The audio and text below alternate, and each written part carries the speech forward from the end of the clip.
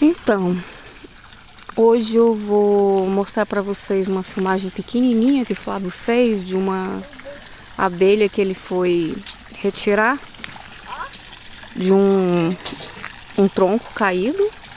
Deu um certo trabalho para ele retirar, ele está mexendo com ela essa semana. Vou mostrar para vocês alimentos para cuidado dos animais que a gente tem que ter em propriedades, principalmente propriedades pequenas. Principalmente para você fazer uma reserva de alimentos para a época da seca. Agora, na época que está chovendo um pouco ainda, é tudo muito verde, tudo muito abundante. Mas principalmente na nossa região, isso não é uma realidade que fica, não. Durante a seca, a paisagem muda muito. Então a gente tem que ter uma reserva. Então vou falar com vocês sobre isso hoje. E vamos falar um pouquinho sobre comida, sobre alimentação. Que eu sempre gosto de trazer isso aqui no canal. Vamos lá?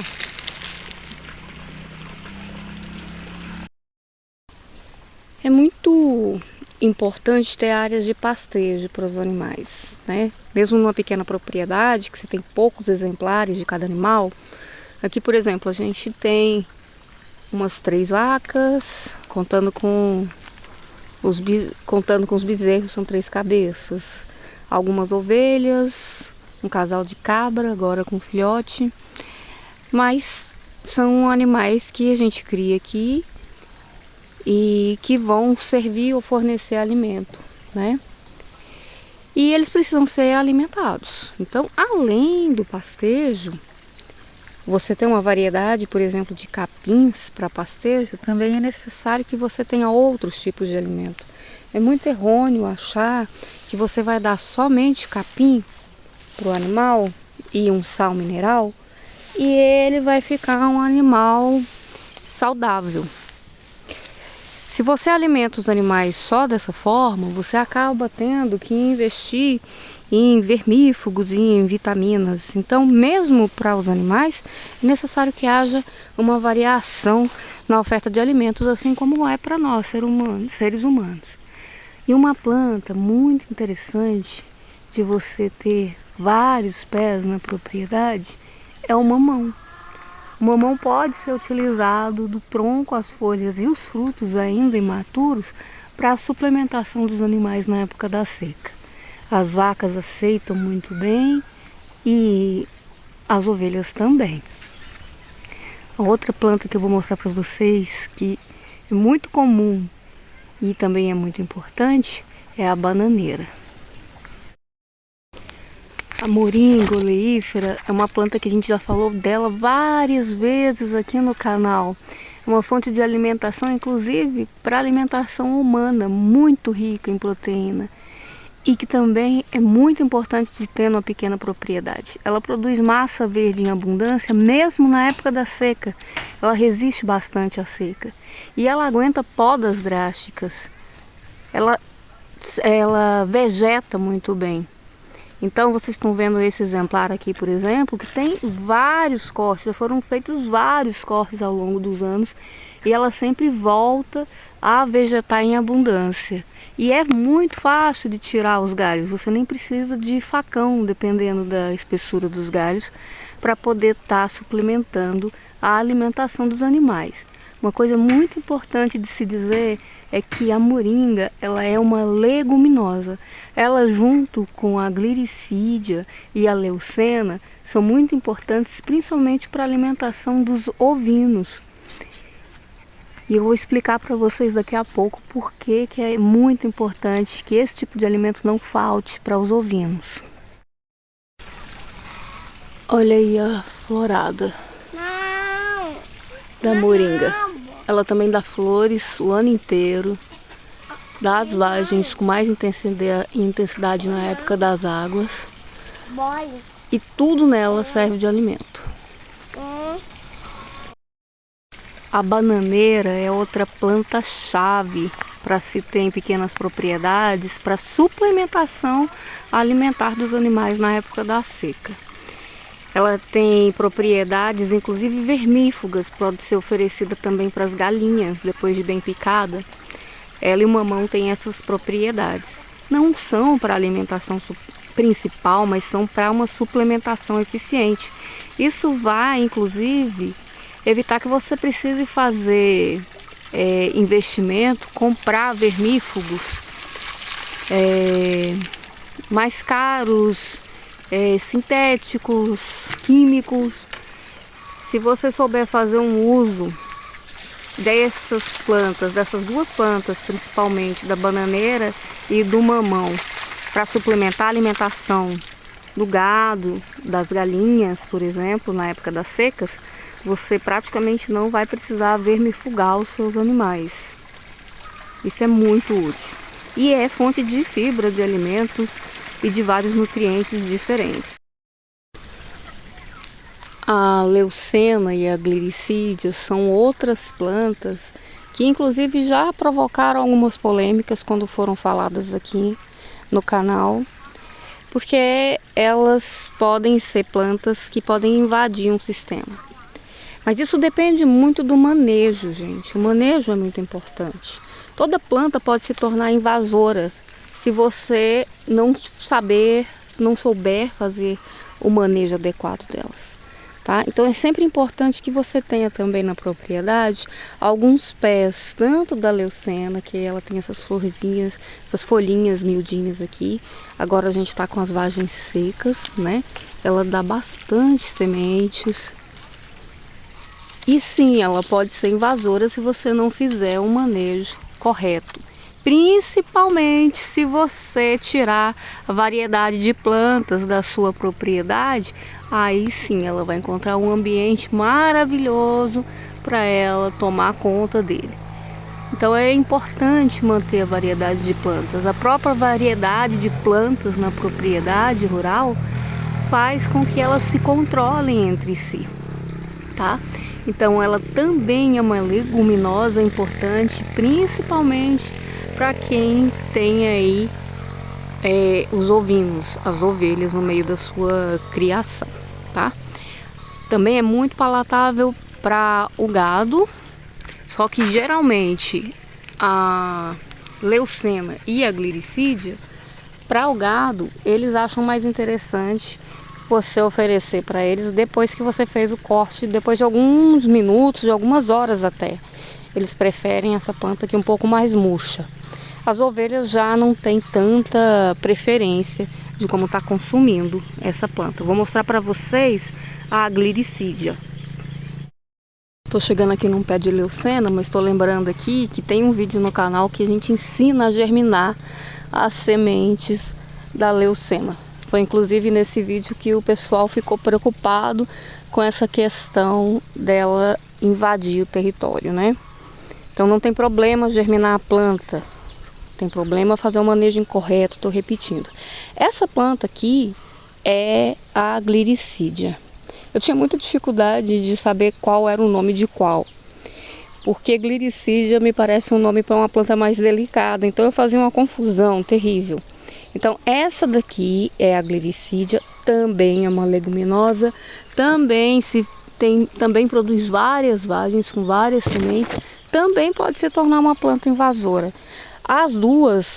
As três na verdade, tanto a leucena quanto a glicídia quanto a moringa podem ser reproduzidas por estaquia, né? Você plantar a estaca e reproduzir essas plantas. Por semente ou por estaquia, elas vão se multiplicar muito facilmente. Também é muito interessante que você tenha na sua propriedade alguns pés dessa planta. Elas dão muita massa verde, produzem muito alimento e são muito palatáveis.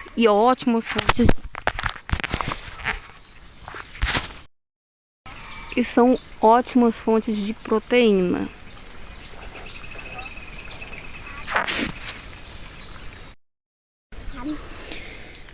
Outro alimento importante para se ter na propriedade é a cana-de-açúcar, né? De qualquer variedade, tá? Nenhum desses alimentos que eu estou tratando com vocês hoje, falando deles para vocês hoje, são alimentos para serem dados com exclusividade aos animais. Todos são suplementares e todos são muito importantes. Eles se complementam entre si. Então você tem a cana-de-açúcar que vai produzir que vai oferecer para os animais uma fonte muito interessante de carboidrato. Isso é muito bom para que eles ganhem peso e tenham energia durante a época da seca. Aqui o Flávio ainda está começando, vai começar a fazer a limpeza aqui dessa área que a gente tem. Um pequeno canavial, é bem pequeno, mas suficiente para a quantidade de animais que a gente está tendo aqui na chácara agora. Outra coisa legal é que você ter cana na propriedade é uma fonte para você ter melaço, rapadura, né? Para quem sabe produzir o açúcar mascavo também. Então é outro alimento que é importante que você tenha plantado para poder suprir carências dos animais no período das secas. Principalmente dos bovinos, no caso é a cana-de-açúcar. Essas moitas aqui são de capim de corte, é o Guatemala. É um capim bem rico em umidade, bem rico em proteína. É considerado um capim gorduroso e é ótimo para complementar, para você fazer uma variação de pastejo. Então eu mostrei para vocês ali atrás, no comecinho do vídeo eu mostrei um pastinho de maçã, e a gente também tem aqui um banco de Guatemala, também tem o capim curumim plantado em outro lote ali. Então, mesmo que você tenha capins, também é importante que você tenha a variedade de capins para estar oferecendo nutrientes variados na nutrição dos seus animais, para que eles estejam mais resistentes para quando chegar o período da seca. Esse ano a gente não vai ter tanto palma forrageira quanto gostaríamos, por causa daquela problemática das cercas que a gente já conversou no início do ano.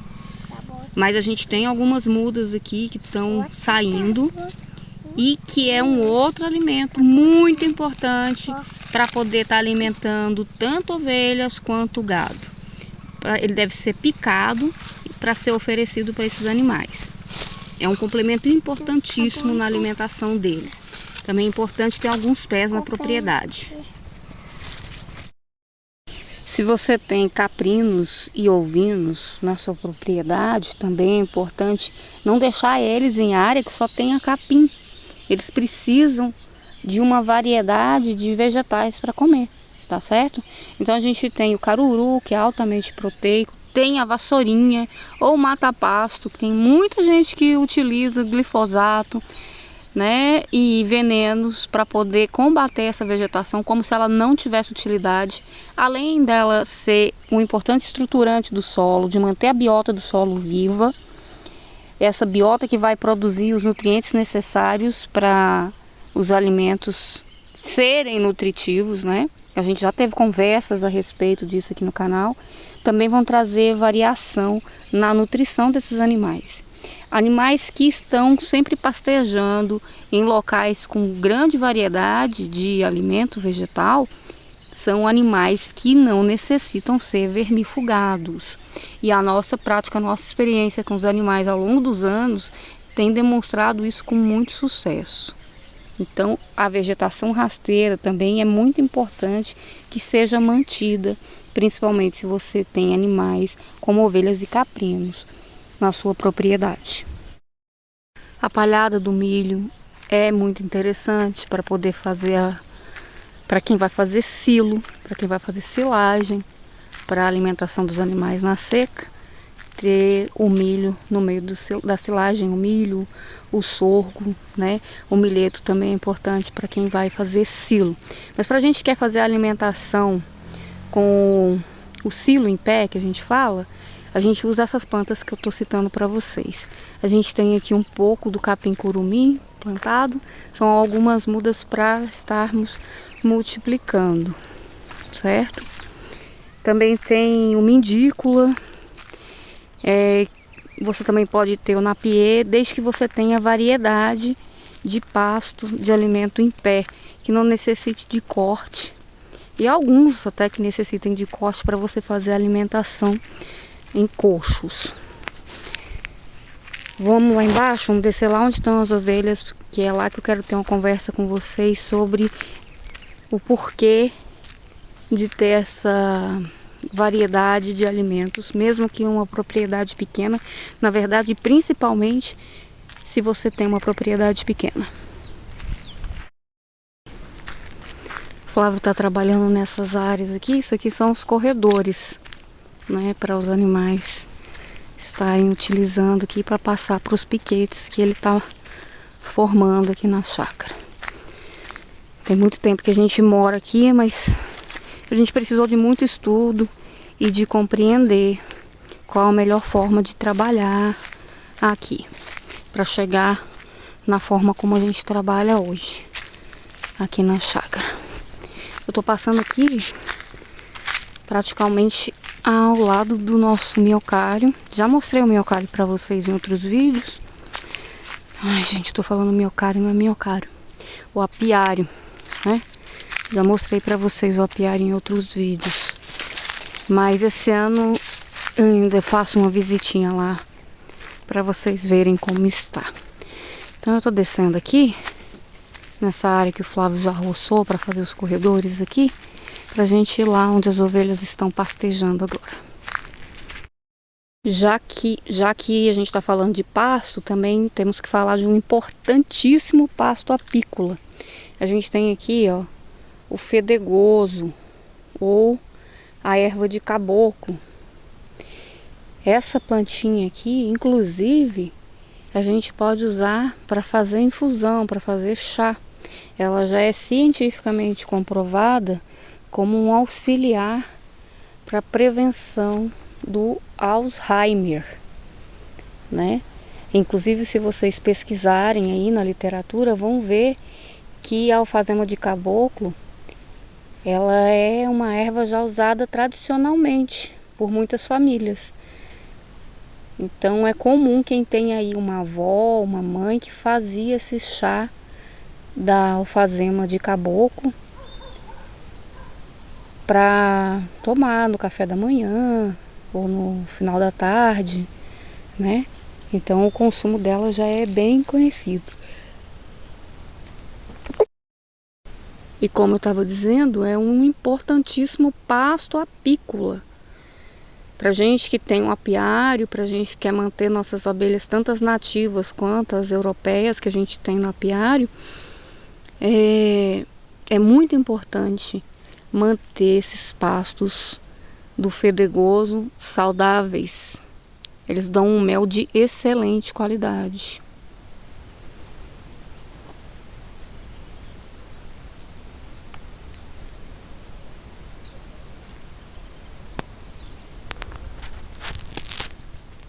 Eu não sei se a câmera vai capturar bem, mas agora essa hora as abelhas estão zunindo aqui à volta. Elas estão literalmente pastejando.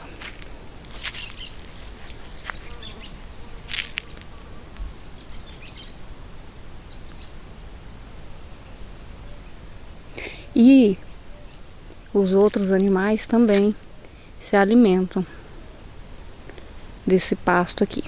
Principalmente quando ele está mais rasteiro, as ovelhas gostam bastante dele. Quando o pasto está muito alto, a vegetação está muito alta, as ovelhas não gostam. Já falei disso para vocês em outros vídeos. Elas não gostam da vegetação muito alta. Elas se sentem instintivamente expostas a predadores.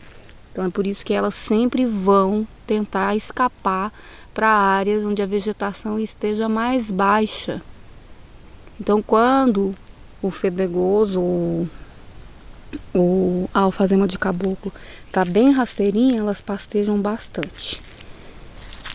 Então é uma dica aí, para você manter os ovinos no pasto que você quer, a vegetação tem que estar baixa. Se ela estiver um pouco mais alta, é hora de liberar os piquetes para o gado. E aí quando estiver baixo, trazer de novo as ovelhas. Aqui a gente tem também um pouco de fedegoso, né? Fedegoso é uma punk. No livro Punk, Plantas Alimentícias Não Convencionais, do Valdeli Knupp, e no Matos de Comer, que são 2 livros que eu já fiz resenha aqui no canal, é orientado, se fala, de usar as sementes do fedegoso torradas para fazer o café. Inclusive o irmão do Flávio, meu cunhado, que ele é bem mais velho do que a gente, ele conta muito experiências com o café do Fedegoso. A chuva encheu. A gente trocou algumas ovelhas, né? A gente ainda tem a Berinjela e a Sabrina. E as crias delas. Ah, e tem a Rosinha, né, Arthur, que é sua. As outras ovelhas a gente vendeu e comprou outras ovelhas com outra origem genética por causa da questão da consanguinidade. Então, daí que quando nós trocamos algumas das ovelhas, a gente descobriu na prática a validação do que a Ana Primavera ensina. Ela fala no livro Histórias de Agroecologia, Amor e Vida, que é a biografia dela, que a gente já comentou aqui no canal, que principalmente os ovinos precisam ter uma dieta muito rica em leguminosas para que não necessitem ser vermifugados. E na prática aqui na chácara, a gente verificou isso. A gente nunca precisa vermifugar os nossos animais. Mas esses que vieram de áreas de pastejo tiveram sim que ser vermifugados. Então a gente tem aí a comprovação na prática de como a variedade de alimentação para esses animais é importante.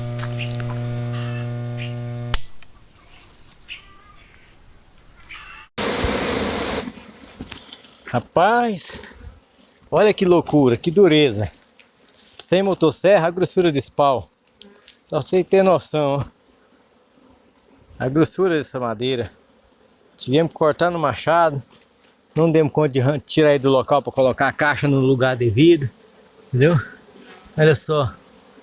E colocamos ela com a ovada, onde era ovado antigo, mas virado para o outro lado. O ideal era o contrário, tinha que ter tirado esse tronco daqui, ó. Mas nós não damos conta de tirar, não dá tempo mais, é final de dia já. Com o machado ainda com o cabo quebrou ainda. Não deu para nós tirar esse tronco para colocar, né? Mas aí, as abelhas é o seguinte, você tá trabalhando com elas, te ataca. Mas no final do mês você pode tirar a roupa tranquilo para você trabalhar com elas. Elas não te atacam mais não, viu? Eu tentei filmar eu aqui, mas não consegui não. Mas estou sem roupa, porque não aguentei o calor, quente demais. Torcer para que elas passem para cá, ó. Né? Não achei a rainha de novo, foi escondida, entrou pro oco ali. Não dei conta de abrir porque estão fazendo de machado, mas vou ver se eu arrumo um motosserra que na próxima vez o motor anda mais rápido e faz o serviço melhor. Né? Mas é isso aí. Parece que a rainha tá aqui. Cadê a rainha? Cadê a rainha? Eu não consegui localizar a rainha.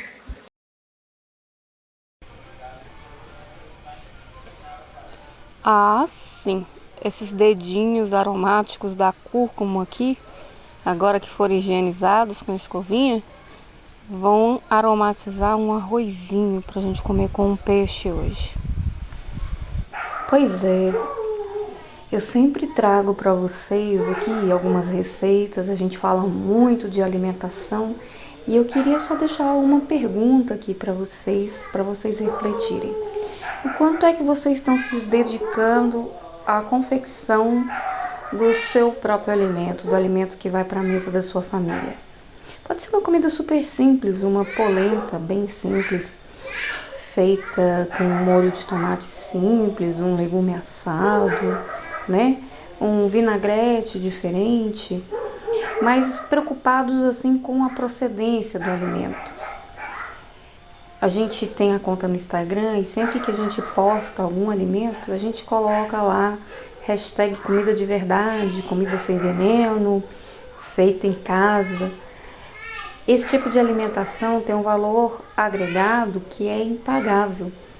A comida caseira, ela une a família e ela é uma garantia de um alimento mais seguro, mais saudável, uma comida de afeto, na verdade, né? E é por isso que pra gente é tão importante trazer sempre uma receita no final dos nossos vídeos vou falar um pouquinho mais sobre alimentação. Então hoje eu queria deixar essa reflexão aí com vocês. O quanto você se importa com o alimento que vai para sua mesa.